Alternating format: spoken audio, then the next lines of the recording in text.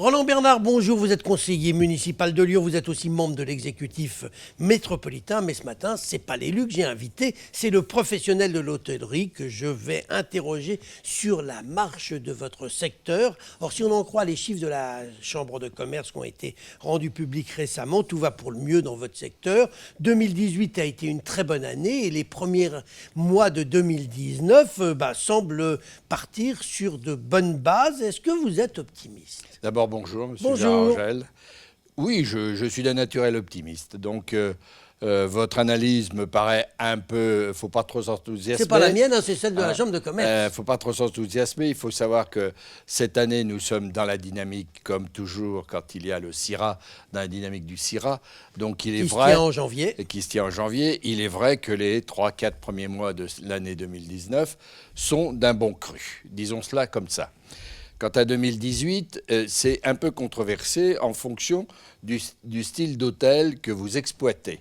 Il faut savoir que les grèves du printemps, plus un certain nombre d'événements, notamment avec les Gilets jaunes, ont perturbé l'année 2018 qui, bien sûr, je le dis, a été bonne, mais elle n'a pas été aussi exceptionnelle que certains veulent bien le dire, puisque tous ceux qui ont une activité séminaire, une activité à la fois importante d'hébergement et de convention, se sont trouvés pénalisés au printemps, fortement, puisqu'il y a eu des baisses très sensibles. Aujourd'hui, nous sommes sur des standards qui sont juste ceux qui sont après les événements dramatiques qui sont liés bien entendu, aux attentats. Dites-moi, Roland Bernard, quand même un petit mot. Lyon est moins touché que Paris par le phénomène des gilets jaunes. Lyon est moins touché que Paris, ça se voit. Je crois que vous l'observez les week-ends. Il reste encore à Lyon des touristes qui viennent visiter parce qu'on capitalise encore sur notre classement au patrimoine mondial de l'UNESCO, sur un certain nombre d'événements culturels et sur un certain nombre d'événements sportifs. Ce qui veut dire que Lyon est aujourd'hui dans une bonne dynamique et que cette dynamique, il faut faire attention de ne pas s'emballer et qu'il faut bien maîtriser les formes d'hébergement. Dites-moi, alors justement, vous parlez des formes d'hébergement. Quand on regarde les classements pour les destinations favorites en ce qui concerne les week-ends, Lyon arrive maintenant pratiquement toujours en tête. Ça veut dire que vous ne souffrez pas du tout de la concurrence d'Airbnb, peut-être au contraire. Écoutez, j'ai pas envie aujourd'hui de créer la polémique autour d'Airbnb. Non, mais moi je vous pose une question. Parce que j'ai eu des exemples ce week-end. Des gens qui avaient des Suisses. 2 couples suisses importants avec des enfants qui avaient réservé justement sur Airbnb dans des appartements sur la Confluence.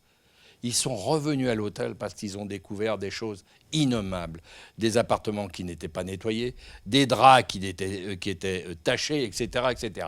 J'ai des preuves. J'ai même fait écrire par ces couples suisses à Airbnb. Mais vous savez bien, Airbnb, qu'est-ce qu'ils vont faire? Ils vont les dédommager à coup d'argent parce qu'eux, ils ont l'argent puisqu'ils ne payent pas d'impôts en France. Bon, alors Roland Bernard, on ne parle pas d'Airbnb. Visiblement, ce n'est pas votre tasse de thé. Mais ça n'a Loin pas l'air de s'en faut. vous gêner. Ça vous a apporté des clients ce week-end? Ben oui, ben voilà. Donc vous êtes un homme heureux. J'espère que ça va continuer comme ça, que beaucoup de gens vont se tromper en croyant qu'effectivement sur Airbnb, ils trouveront tout le confort et surtout la disponibilité d'un personnel qui est toujours à l'écoute. Alors que sur Airbnb, il n'y a personne. Hein. Dites-moi, Roland Bernard, parlons d'un autre sujet. Il y a un nouvel hôtel qui va ouvrir dans quelques jours sur le site de l'Hôtel Dieu. C'est l'Intercontinental. C'est l'Intercontinental, qui sera en 5 étoiles, j'imagine.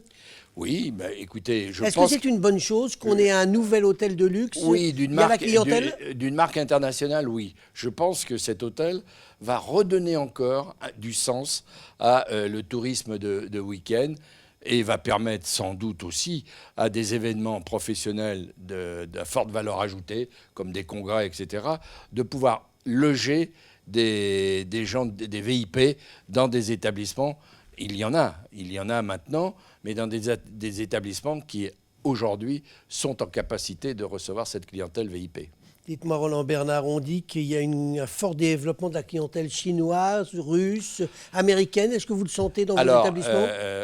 On le sentait jusqu'à présent. Je vais quand même vous apporter un bémol, et puisque je suis administrateur et au conseil d'administration d'Atout France. Sur le plan national. Sur le plan national, jeudi dernier, il y avait un conseil d'administration. Sur les 4 premiers mois de l'année, le nombre de visas demandés et délivrés est à moins 10,6 par rapport à l'année dernière. Beaucoup de clientèle asiatique et de clientèle américaine, à cause justement du phénomène gilet jaune, n'ont pas fait aujourd'hui acte de tourisme sur Paris. On peut penser, avec ce qui vient de se passer tragiquement avec Notre-Dame de Paris, on peut penser qu'il va y avoir, bien entendu, un élan de curiosité, comme toujours, où des gens vont venir spontanément, bien entendu, regarder l'ensemble des dégâts et surtout venir se recueillir sur un des fleurons de notre patrimoine national qui fait aujourd'hui la grandeur du tourisme aussi en France. Parce que c'est vrai qu'on le dit rarement, mais les monuments religieux font partie des atouts que la France a pour faire venir les touristes. Lyon, Lyon avec Fourvière. Fourvière est le site le plus visité de Lyon, qu'on le sait rarement. Oui, qu'on ne le sait pas, mais on n'ose pas le dire peut-être. Je ne sais pas, mais vous venez de le dire. Moi, je le dis avec vraiment plaisir de reconnaître qu'effectivement, ce tourisme religieux est un atout supplémentaire pour notre filière économique. Donc, on vous aura entendu, on aura entendu que finalement,